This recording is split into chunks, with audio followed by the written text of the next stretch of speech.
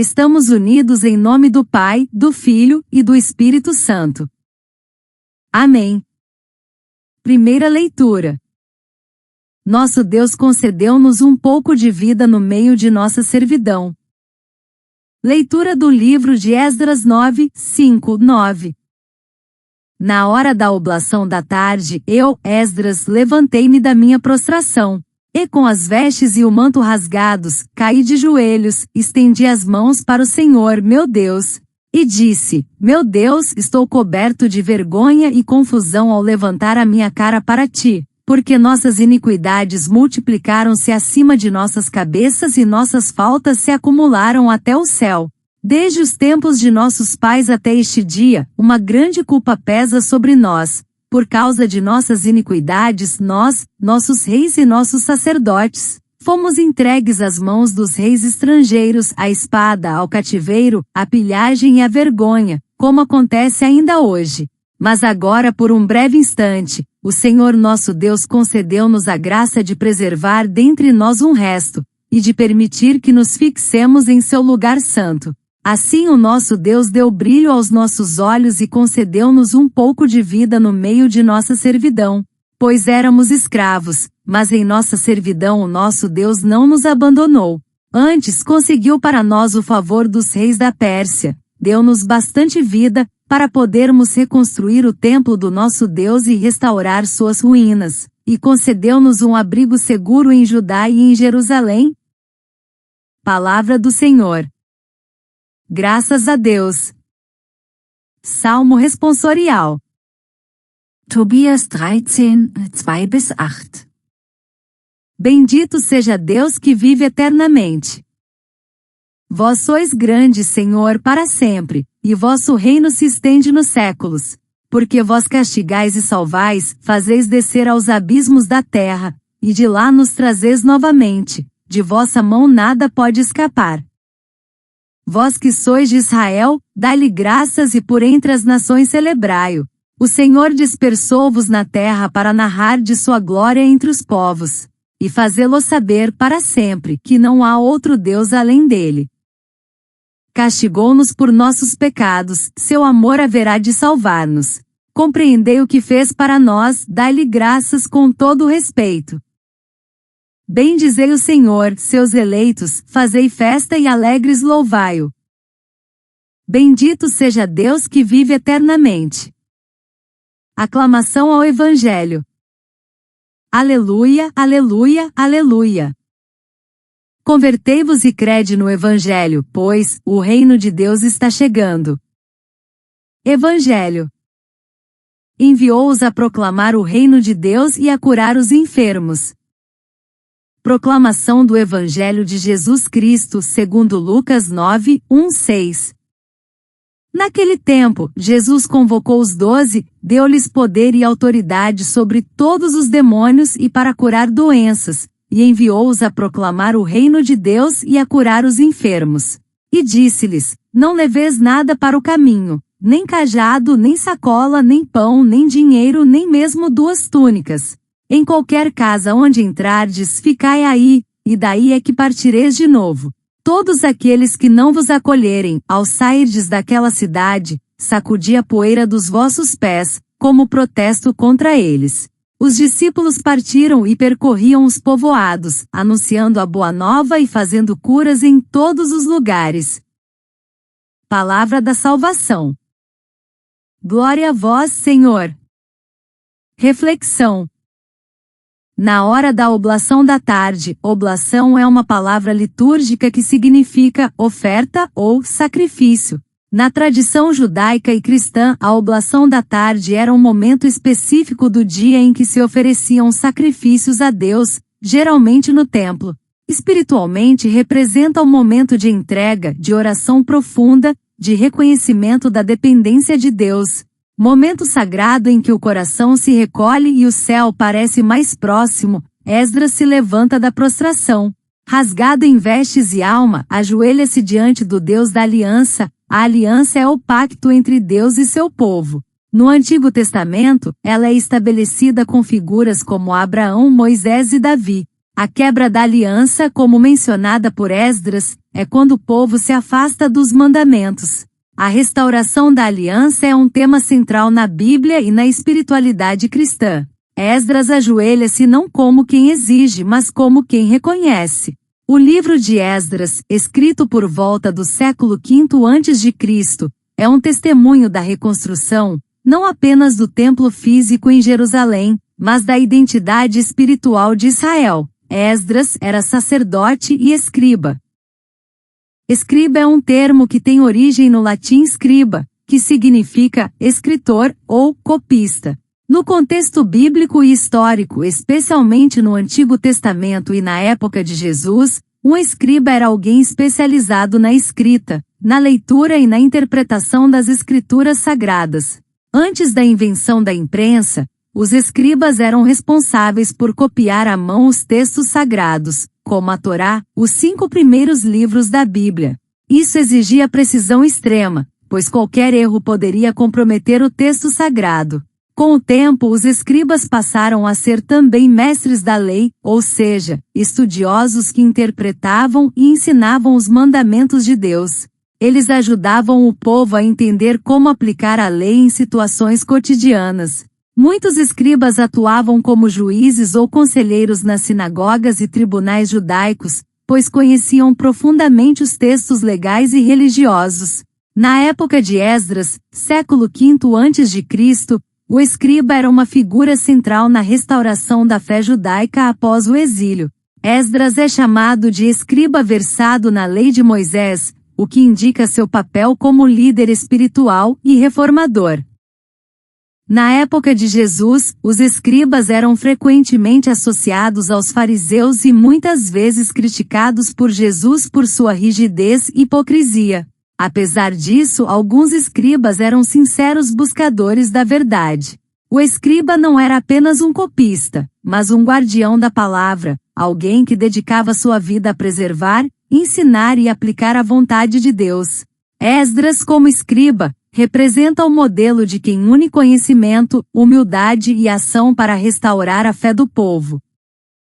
Os escribas bíblicos foram figuras centrais na preservação, interpretação e transmissão da palavra de Deus ao longo da história da salvação. Esdras, sacerdote e escriba do século V a.C., liderou a restauração espiritual de Israel após o exílio, ensinando a lei e promovendo a fidelidade à aliança. Baruque, secretário do profeta Jeremias, registrou profecias e escreveu textos que expressam arrependimento e esperança. Semeias, atuante no tempo do rei Salomão, contribuiu para a administração e documentação oficial do reino. No Novo Testamento, os escribas aparecem como mestres da lei, alguns sinceros, outros criticados por Jesus por sua rigidez e hipocrisia. Por fim, São Mateus, embora não chamado diretamente de escriba, representa a transição de um homem letrado e cobrador de impostos para evangelista, autor de um dos 4 evangelhos. Juntos, esses personagens revelam que o escriba não é apenas um copista, mas um guardião da fé, um intérprete da verdade e um instrumento da revelação divina. Esdras é enviado por Artaxerxes, rei da Pérsia, para restaurar a lei e o culto. Sua oração é um lamento e uma esperança. Nosso Deus concedeu-nos um pouco de vida no meio de nossa servidão. Esse pouco de vida é o que os padres da Igreja chamariam de remanescente fiel, um conceito que Santo Agostinho, doutor da Igreja, interpreta como o pequeno rebanho, que permanece firme na fé mesmo quando tudo parece perdido. Agostinho escreve: não serás inocente se por calar-te, permites que se percam irmãos a quem poderias corrigir com um alerta. Esdras não se cala. Ele clama, confessa, intercede. Sua oração é coletiva, pois reconhece que o pecado é comunitário, e a restauração também deve ser. O contexto histórico é o pós-exílio babilônico. O povo judeu retorna à terra, mas não há santidade. Casamentos mistos, práticas pagãs e a diluição da fé ameaçam a identidade do povo. Esdras vê isso como uma quebra da aliança, e sua oração é um ato de liderança espiritual. A expressão um resto refere-se àqueles que, mesmo em meio à infidelidade geral, permanecem fiéis. Esse conceito é retomado por São João da Cruz, que ensina, além das verdades reveladas pela Igreja quanto à substância de nossa fé, não há mais o que revelar. Por isso é necessário não só rejeitar qualquer novidade, mas também acautelar-se para não admitir as que aparecem sutilmente misturadas à substância dos dogmas. A fidelidade à verdade revelada é o que preserva o resto e permite a reconstrução. O Salmo de Tobias é um cântico de contrição e louvor. Bendito seja Deus que vive eternamente. Um hino que reconhece que Deus castiga, mas também salva. A teologia litúrgica vê nesse salmo uma expressão da teodiceia. Teodiceia é uma área da teologia que busca explicar como pode existir sofrimento e mal no mundo se Deus é bom e justo. No contexto do Salmo de Tobias, a teodiceia aparece na ideia de que Deus castiga por amor, corrige para salvar, e que mesmo a dor tem um propósito redentor, ou seja, a justiça de Deus diante do sofrimento humano. Deus dispersa, mas com propósito. O Senhor dispersou-vos na terra para narrar de sua glória entre os povos. A dispersão é missão. A dor é caminho. A restauração é graça. E então, o Evangelho segundo Lucas, escrito por volta do ano 80 d.C., destinado a comunidades gentílicas e cristãos em formação, nos apresenta Jesus que convoca os 12. Ele os envia não com poder político nem com recursos materiais, mas com autoridade espiritual. Não leveis nada para o caminho, diz o Mestre. A missão é urgente, despojada, confiada. Segundo o Diretório-Geral para a Catequese, a missão evangelizadora da Igreja é fecundada interiormente pelo dinamismo missionário da evangelização. A evangelização é o coração da identidade cristã. Ou seja, o anúncio do reino não depende de estruturas, mas da força do Espírito.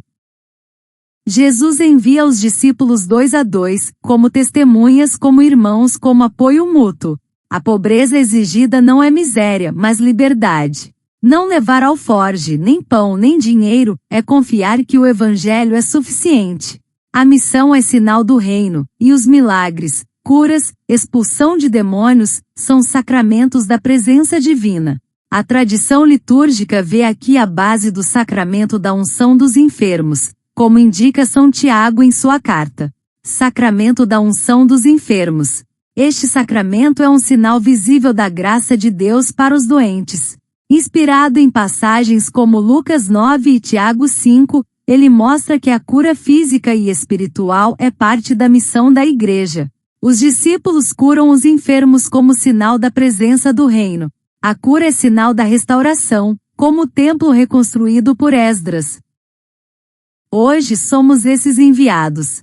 Em meio à servidão moderna, tecnológica, emocional, espiritual, Deus nos concede um pouco de vida. Um resto que renasce. Somos chamados a proclamar, a curar, a permanecer onde somos acolhidos e a partir quando rejeitados, sem rancor, mas com fidelidade. Sacudir a poeira dos pés é um gesto litúrgico de libertação. Não nos prendemos ao que nos nega, mas seguimos com quem nos escuta. O tema central desta reflexão é a esperança que renasce no meio da servidão. Esdras nos ensina a reconhecer e agradecer. Tobias nos convida a louvar mesmo na dor. Lucas nos envia a curar e anunciar. Santo Agostinho e São João da Cruz nos lembram que a fidelidade à verdade é o que preserva o resto. Em cada tempo Deus preserva um remanescente fiel, por meio do qual a vida floresce. Que sejamos esse resto. Que sejamos esse renascimento. Oração. Senhor Deus da aliança, na hora da oblação da tarde, quando o dia se curva e o coração se recolhe, nós nos levantamos da prostração. Rasgados em nossas vestes interiores, ajoelhamos diante de Ti, não para pedir riquezas, mas para suplicar por sentido.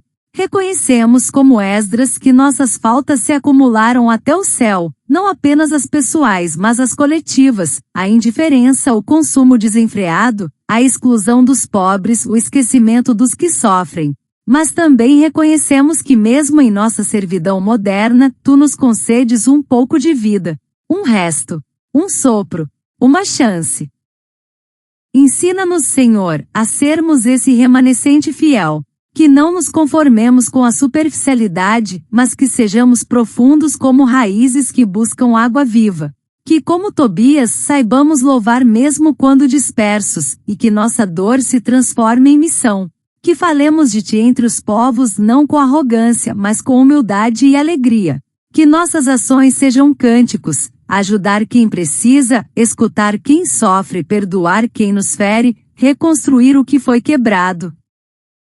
Envia-nos como enviaste os 12. Dá-nos autoridade não sobre os outros, mas sobre nós mesmos, para vencermos o ego, o medo, a preguiça espiritual. Que não levemos nada para o caminho, senão o Evangelho vivo em nossos gestos. Que sejamos presença curadora, palavra que consola, silêncio que acolhe. Que ao sermos rejeitados, saibamos sacudir a poeira sem rancor, e seguir com o coração livre. Que cada coração que nos acolher seja templo, e cada partida semente.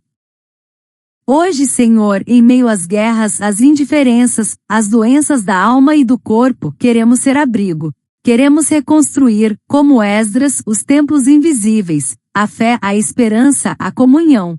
Que nossa vida seja oblação, oferta diária, discreta, mas verdadeira.